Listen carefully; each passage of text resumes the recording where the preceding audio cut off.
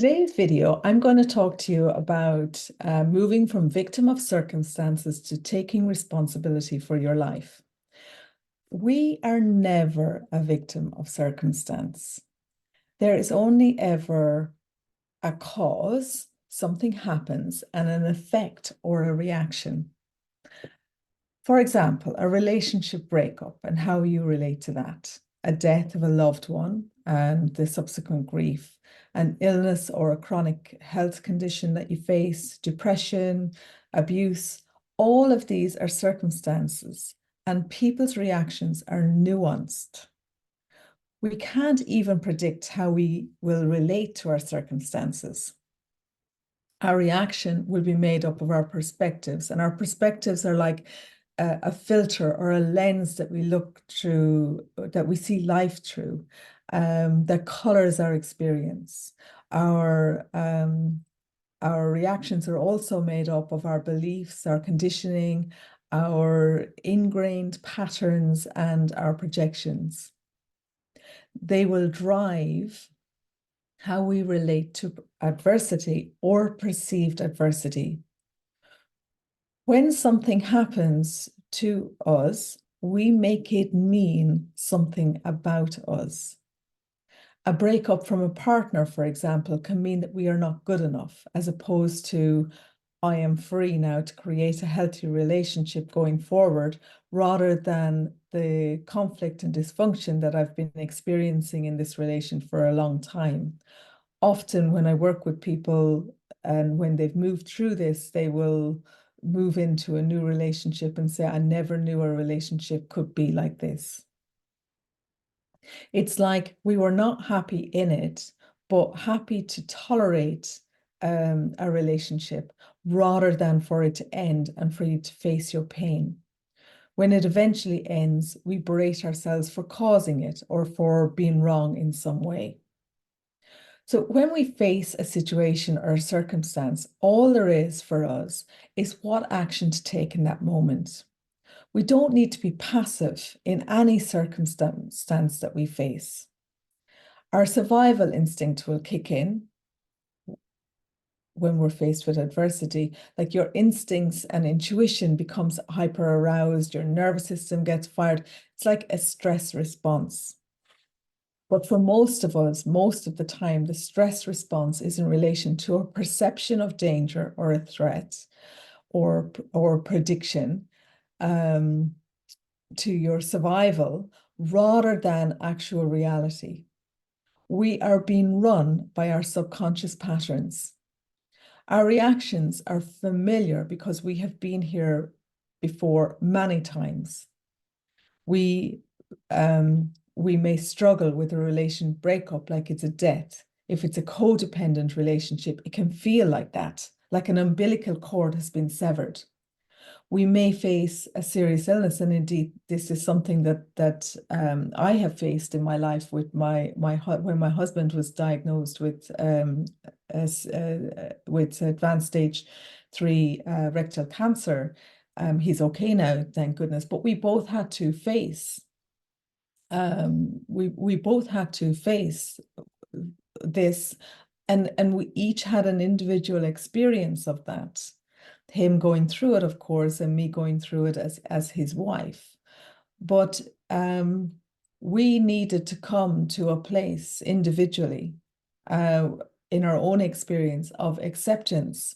But acceptance is not a giving up. Acceptance is more becoming present with what your experience is and taking action from that place.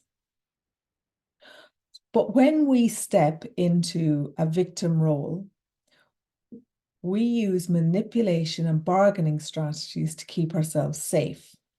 We are invested in our own survival, and we will do anything to control our environment and the people in it.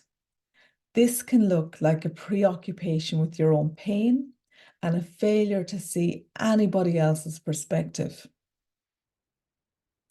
Victims are codependent. They outsource their power in a desperate search to have someone else take the pain away. But it's not possible, of course, because nobody can do this for you.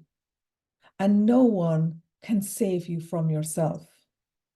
This is about you moving more to a place of owning your own power and feeling that and seeing that and being that. Victims blame other people or the circumstance for their experience, and therefore they don't take responsibility. And much of this can be outside of our awareness, so listen to where this may be relevant to you or where it hits on something for you. But often this is outside of awareness. But when we go into blame, we're thinking, why is this happening to me? I don't deserve this. What's wrong with me? That they're all blame and lead to avoidance of self. So victims can be preoccupied with justice and fairness, but it's blinding to to your reality, and again avoids self-responsibility. When we are in victim mode, we focus on catastrophization, predicting disastrous futures like death, or never meeting another partner again, or becoming homeless because we run out of money, or we keep going around in past failures. Like, for example, why did I behave the way I did? Why wasn't I different? I could have stopped this, changed the outcome. But no situation or problem is ever solved in the past. It's only ever solved in the present. Victims can't resolve their inner state for themselves and cannot see a way out. They can feel really stuck in a situation, but there is always a way out. And if we're stuck, we can always um, become unstuck. Imagine it's like you're swimming around in a swamp trying to get out, and above you is a branch, a low-hanging branch, and you don't see it. And everyone around you sees the branch, and they're shouting at you, grab hold of the branch. And you eventually you see the branch, and you grab hold of the branch, and you pull yourself out. And it takes effort to pull yourself out. It's the branch doesn't pull you out. You've got to pull yourself out. In the first place, you got to see it. And in second place, you've got to take the branch. Okay. This is what's often happening when we are in this place. Victims can feel a burden and often behave as if that is true. So it kind of becomes a self-fulfilling prophecy where we're very needy of other people, or have high expectations for what other people need to do for us in order for us to be okay. So it's not helpful. So what are the strategies to avoid stepping into a victim of our circumstances? Well, the first is actually to become aware, to become self-aware of our subconscious patterns. And then we have the option to make different choices, to lean into something different. And this can be hard. This can be difficult. This is about facing your deeper inner self, your shadow, your trauma. So it's not easy to get out of sameness. So we want to keep everything the same and keep repeating the same patterns, but when we do that, we keep getting the same results. So if you want change, yes, it's first about raising your self-awareness, and it's secondly about leaning into something different, into a different choice. So we want to take responsibility. I cannot overstress this. Take responsibility and ownership for oneself. What has led you to this place? What can I do rather than what is wrong with me? Most times when people are in this situation, they don't want to take responsibility for themselves and what they can do, because that will mean facing themselves and taking action that they may feel is very risky. puts them on the line. And again, you will have to navigate a stress response. And one of the things that I do with my clients is teach them how to calm down and soothe their own nervous system, how to talk to their own inner child, and how to grow and integrate that part of themselves. The third thing that people that one can do is to own your own power. Take tiny steps towards stepping into your own power, towards backing yourself.